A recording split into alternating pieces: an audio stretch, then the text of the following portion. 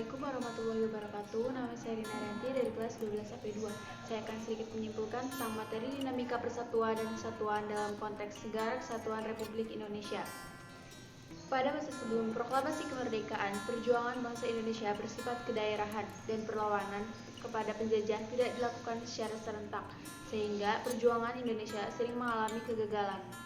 Menurut C. Armstrong, menyatakan negara kesatuan sebagai negara yang kekuasaan dan wewenang legislatif tertinggi berada di suatu organisasi legislatif nasional dan kekuasaan negara dipusatkan pada pemerintah pusat. Menurut Suhino, negara kesatuan adalah negara yang tidak tersusun dari beberapa negara, melainkan hanya terdiri atas satu negara. Oleh sebab itu, tidak ada negara di dalam negara, seperti contohnya Timor Leste, Filipina, dan Kamboja. Ciri-ciri negara kesatuan yang pertama, kedaulatan negara mencakup ke dalam dan keluar yang ditangani pemerintah pusat. Artinya, pemerintah pusat mengatur urusan dalam dan luar negeri. Contohnya, pemerintah pusat yang mengatur urusan dalam negeri yaitu pemerintah pusat yang mengeluarkan kebijakan untuk ditaati semua daerah. Sedangkan urusan luar negeri seperti melakukan kerjasama dengan negara lain. Yang kedua, negara hanya mempunyai satu undang-undang, satu kepala negara, satu dewan menteri, satu DPR. Contoh, Indonesia punya satu konstitusi, yaitu Undang-Undang Negara Republik Indonesia 1945, dan juga satu kepala negara, yaitu presiden. Yang ketiga, hanya ada satu kebijakan yang menyangkut persoalan politik, ekonomi, sosial, budaya, serta pertahanan dan keamanan. Contohnya, kebijakan tentang keamanan negara hanya diatur oleh pemerintah pusat. Jadi, ciri negara kesatuan itu hanya mempunyai satu undang-undang. Karakteristik Negara Kesatuan Republik Indonesia, Pasal 1 Ayat 1 Undang-Undang Negara Republik Indonesia tahun 1945 yang merupakan naskah asli, mengandung prinsip bahwa negara Indonesia ialah negara kesatuan yang berbentuk republik. Pasal tersebut merupakan tekad bangsa Indonesia yang menjadi Sumpah Anak Bangsa tahun 1928 yang dikenal Sumpah Pemuda, yaitu satu nusa, satu bangsa, satu bahasa, yaitu bahasa Indonesia. Karakteristik Indonesia juga bisa dipandang dari segi kewilayahan, seperti pada pasal 25A Undang-Undang Negara Republik Indonesia tahun 1945 menentukan bahwa Negara Kesatuan Republik Indonesia adalah sebuah negara kepulauan yang berciri Nusantara dengan wilayah yang batas dan hak-haknya ditetapkan oleh undang-undang. Persatuan dan kesatuan dari masa ke masa. Pada masa sebelum proklamasi kemerdekaan, perjuangan bangsa Indonesia bersifat kedaerahan dan perlawanan kepada penjajah tidak dilakukan secara serentak, sehingga perjuangan Indonesia sering mengalami kegagalan. Semangat persatuan dan kesatuan bangsa mulai bangkit saat terbentuknya Budi Utomo tahun 1908. Organisasi Budi Utomo berhasil menumbuhkan tekad semangat kebangsaan melalui pendidikan nasional. Kemudian dilanjut dengan ikrar Sumpah Pemuda. Masa ini terbagi menjadi beberapa. Yang pertama, masa Revolusi Kemerdekaan pada tanggal 18 Agustus 1945 sampai 27 Desember 1949. Itu disebut negara kesatuan. Pada masa ini terjadi agresi militer Belanda yang menyebabkan berdirinya pemerintah darurat Republik Indonesia atau PDRI di Bukit Tinggi. Pada periode itu terjadi beberapa pemberontakan.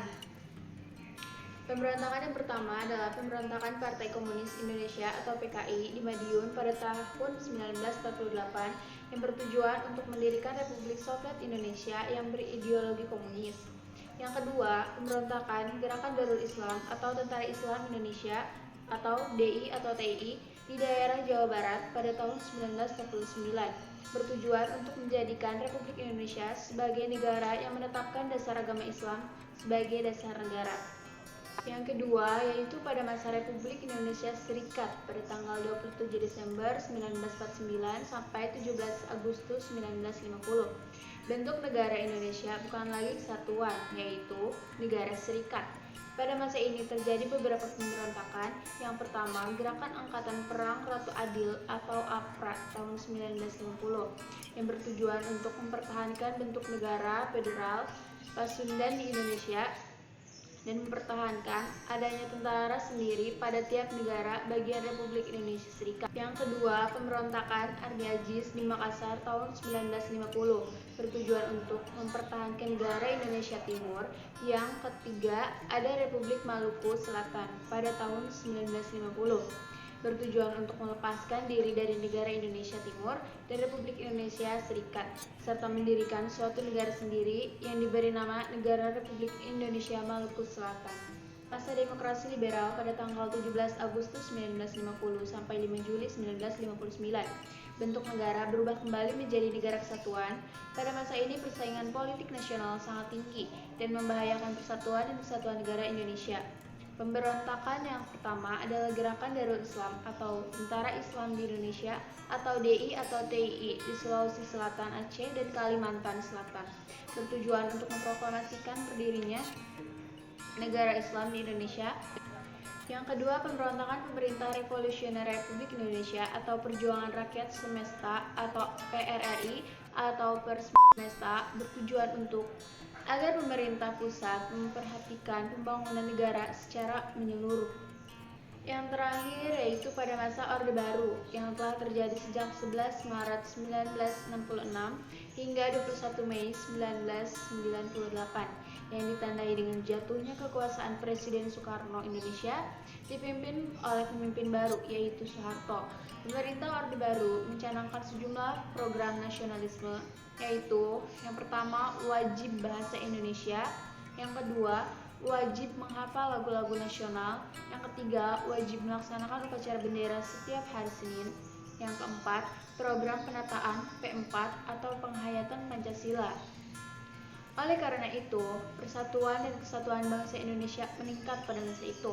Namun, ada beberapa penyimpangan yang mempengaruhi persatuan dan kesatuan bangsa, yaitu maraknya praktek korupsi, kolusi, dan nepotisme atau KKN, pelanggaran HAM yang menyebabkan pemerintahan Soeharto jatuh pada 21 Mei 1998 setelah berkuasa 32 tahun di Indonesia. Cukup sekian materi yang bisa saya simpulkan, kurang lebihnya mohon maaf. Wassalamualaikum warahmatullahi wabarakatuh.